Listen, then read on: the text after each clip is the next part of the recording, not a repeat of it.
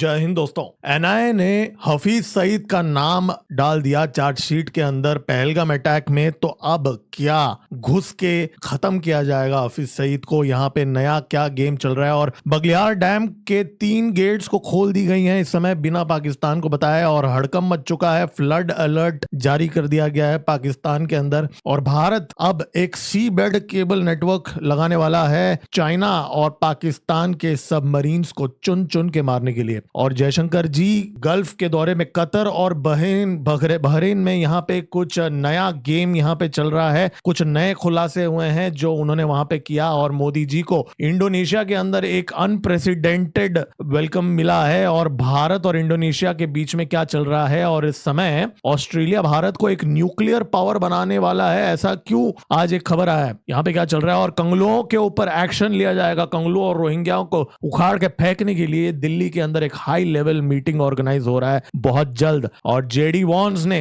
Israel के Netanyahu को सुना दिया, और नेतान्याहू ने उल्टा झाड़ दिया जेडी वॉन्स को और भारत का समर्थन दिखाया। यहाँ पे क्या नई कंट्रोवर्सी होगी है वो भी हम बात करेंगे। लेकिन इंडियन आर्मी के सबसे पहले इंटीग्रेटेड बैटल ग्रुप के अनाउंसमेंट के बाद पाकिस्तान के अंदर हड़कंप मच चुकी है इस समय।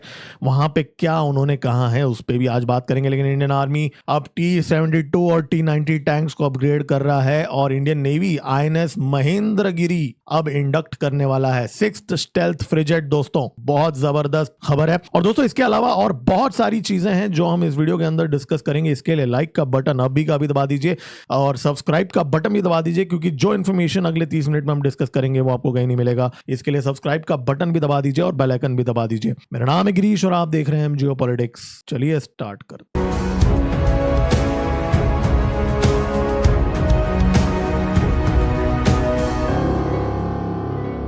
देखिए शुरुआत करेंगे सबसे बड़ी खबर से। हम क्या करेंगे भाई, यहाँ पे हफीज सईद की बात करेंगे। तो यहाँ पे हफीज सईद जो है अब उसका नाम जो है वो आ गया है चार्जशीट के अंदर, एनआईए के चार्जशीट के अंदर। और अब ये पूरा गेम चेंजिंग चीज यहाँ पे हो गया है। नेशनल इन्वेस्टिगेशन एजेंसी ने अब जो 1500 पेज का चार्जशीट था उसमें अब कुछ एडिशन कर दिया गया है। पहली बात, सबसे बड़ी खबर, डायरेक्ट हफीज सईद का नाम आ गया है। लश्कर तैयबा का नाम आ चुका है, वो तो पहले से ही था। लेकिन टीआरएफ जो है, जो लश्कर तैयबा का द रेसिस्टेंस फ्रंट नाम का एक नया फ्रंट उन्होंने खोला था, पाकिस्तानियों को लगा था कि नाम बदल देंगे तो बच जाएंगे, वो नहीं होने वाला। अब टीआरएफ को सीधा लश्कर तैयबा का ब्रांच बताया गया है यहाँ पे चार्जशीट के अंदर। इसका मतलब डायरेक्ट लिंक किया गया है। इसका मतलब ऑपरेशन सिंदूर जो है वो अधूरा है। पहलगाम अटैक का जो मेन परपेट्रेटर है वो जिंदा है, तो ऑपरेशन सिंदूर खत्म नहीं हुआ है। ये इससे बड़ी सिग्नल यहाँ पे क्या हो सकती है, जो बंदा रिस्पॉन्सिबल है वो जिंदा है अभी तक, इसको खत्म करना है हमें। तो ये जो टीआरएफ का नाम यहाँ पे आ चुका है, यूएपीए के अंदर बुक कर दिया गया है। और अब आप बोलोगे अब क्यों आया, मतलब ये तो पहले आ जाना चाहिए था, राइट? वेल, अब यहाँ पे पाकिस्तान को फंसा दिया गया है। कैसे? पहली बात तो ये जो पूरा ईरान वॉर का पूरा जो ड्रामा है, ईरान का पीस टॉक्स का वो कोलैप्स, उसमें पाकिस्तान का जो भागीदारी है वो पूरी तरीके से खत्म हो चुका है। अब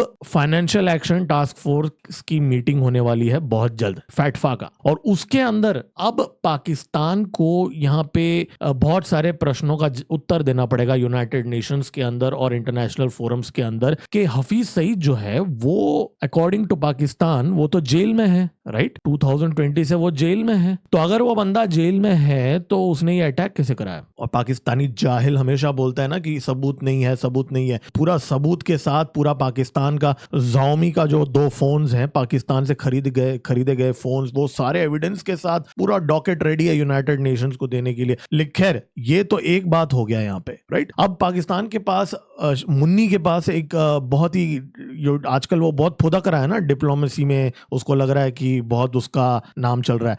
तो अब उसको थोड़ा प्रश्न का आंसर देना पड़ेगा कि भाई जेल से ये कैसे काम कर रहा है, और अगर ये काम कर रहा है तो इसका मतलब पाकिस्तान आर्मी डायरेक्टली सपोर्ट कर रहा है। तो यहाँ पे इनको एक तो इंटरनेशनल फोरम में कॉर्नर किया जाएगा, और दूसरी बात, हमें 2.0 के अंदर टारगेट मिल चुका है। आई थिंक ये बहुत ही स्पष्ट है कि हफीज सईद को जब तक खत्म नहीं किया जाएगा तब तक ये खून का जो बदला है वो इनकम्प्लीट रहेगा। तो यहाँ पे ये बहुत बड़ी डेवलपमेंट है यहाँ पे, एंड आई थिंक ये एक बहुत बड़ा डिप्लोमेटिक सिग्नल है, और आने वाले दिनों में क्या क्या चीजें हो सकती हैं, और इसकी गूंज ऑलरेडी शुरू हो चुकी है। रॉयटर्स जो पाकिस्तानी न्यूज आउटलेट, हाँ पाकिस्तानी न्यूज आउटलेट ही तो है, फयाज बुखारी जो है रॉयटर्स का जर्नलिस्ट, वो दिल पे पत्थर रख के उसने लिखा है, India's anti terrorism agency charges LET founder Hafiz Saeed over Kashmir attack. अब उसमें कश्मीर टेरर अटैक तो नहीं लिखा, खैर इन लोगों से क्या ही मतलब है, लेकिन कहने का पॉइंट यह है कि आवाज अभी गूंजने लगी है, और एक तरीके से पैनिक सिचुएशन है इस समय, क्योंकि अभी वो बच नहीं सकता। हफीज सईद ने पूरा मेजर रीऑर्गेनाइजेशन कर लिया है, पाकिस्तान मरकाजी मुस्लिम लीग का कवर लेके पूरा वो जो साम्राज्य चला रहा है उसमें उसने बहुत सारे रीशफलिंग कर दिए हैं आईएसआई ऑफिशियल्स के ब्लेसिंग्स के साथ। और जो हमने ऑलरेडी डिस्कस किया था, मैं पूरा ये बताऊंगा नहीं, गुजरनवाला से लेके बाकी जो पंजाब के हैं एरियाज है, गुजरात का जो एरियाज है, ये पूरा जगह पे इसने अपना पूरा नेटवर्क एस्टेब्लिश कर दिया गया। तो टारगेट्स रेडी हैं दोस्तों, तो ये आज टारगेट रेडी हो चुका है 2.0 के लिए। अब यहाँ पे एक बहुत बड़ी डेवलपमेंट ये भी आज हुई है कि बगलियार डैम के 3 गेट्स को खोल दिया गया है, और ऑब्वियसली बात है इंडस वाटर ट्रीटी अबेंस पे हैं, हमने नहीं बताया पाकिस्तानियों को, और वहां पे इस समय एक फ्लड अलर्ट डिक्लेयर कर दिया गया है पाकिस्तान के पंजाब में। ऑलरेडी भारत में भी बाय द वे बहुत जोरों से बारिश गिर रही है पिछले कुछ दिनों के अंदर। इनफैक्ट किश्तवाड़ के अंदर तो पूरा फ्लड जैसे हालात हो गए, डोडा किश्तवाड़ रीजन के अंदर लैंडस्लाइड रिपोर्ट किए गए हैं। तो चेनाब नदी में अब भयंकर पानी का जो गति है वो बढ़ा दिया गया है यहाँ पे, क्योंकि हमने गेट्स यहाँ पे खोल दिए हैं। तो थोड़ा सा एक रिमाइंडर मिल गया है यहाँ पे पाकिस्तानियों को कि भाई उनकी हालत अब बहुत खराब है। तो ये जो चीज है आज ये हुई है, और पीओके के अंदर अब एक नया अल्टीमेटम दे दिया है दोस्तों। पीओके के अंदर आज ये जो लीडर है इसने 8 तारीख का डेडलाइन दिया, आज 6 तारीख है, 8 तारीख का एक फाइनल डेडलाइन दे दिया है, अल्टीमेटम दे दिया है कि तब तक अगर पाकिस्तानी आर्मी ने अगर इनके डिमांड्स माने नहीं तो ये, अब आज इसने खुल के बोला तो नहीं है, लेकिन ये स्पीच थोड़ा सा एक क्लिप सुन लेते हैं। आपके पास एक दिन का भी वक्त ना हो कि पुरअमन अवाम की तारीख साथ पुरअमन जो दिखाए। अल्लाह हम सबका हामी और नासिर हो। हमने आज से ही 9 जुलाई को जिस काल का हम ऐलान करने जा रहे हैं, शायद 9 जुलाई के बाद आपके पास एक दिन का भी वक्त ना हो। 9 जुलाई को, 8 तारीख के बाद में 9 जुलाई को कुछ बहुत बड़ा अनाउंसमेंट करने वाले हैं। अब ये